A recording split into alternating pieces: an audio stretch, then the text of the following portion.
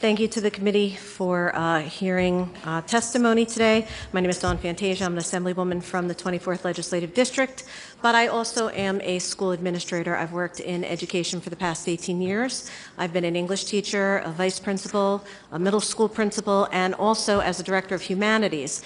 And I was actually charged with selecting books for consideration for a novel-based curriculum in grades 3 through 12. So I have some experience in this arena.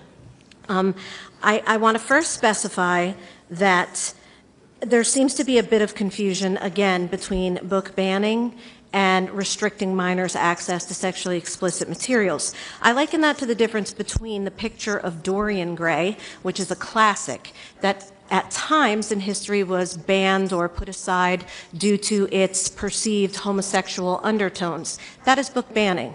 What is not book banning is restricting a child from reading 50 Shades of Grey. They are absolutely different between the two. And I think that some individuals who are testifying, some legislators, some educators, are not being 100% honest in what's actually contained in some of these books. And I will not insult this space by reading aloud some of these texts to the point where they're obscene. But just so you understand a bit, there are books, including a book called Let's Talk About It, that is in some of our middle schools in New Jersey, talking about pleasuring oneself using lubrication and toys in a posterior region of a child. There's also books that talk about performing oral sex on adults as a child. There are books that are how-to guides, how to log on and get yourself an OnlyFans account, or use a sex app, or take topless selfies. These are not the Judy Blume books of my youth. These are not typical coming-of-age books. These are coming-of-age books, if you catch my drift.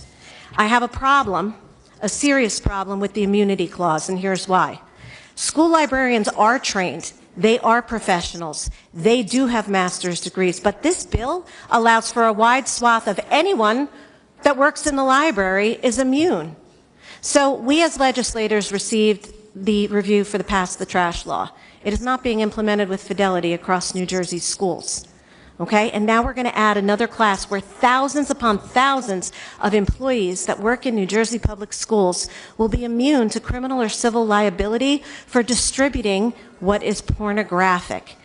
This isn't puritanical parents saying, oh, I don't want my child to learn how babies are made. That's ridiculous, and we all know it. That's complete nonsense, and I'm sick of hearing that argument.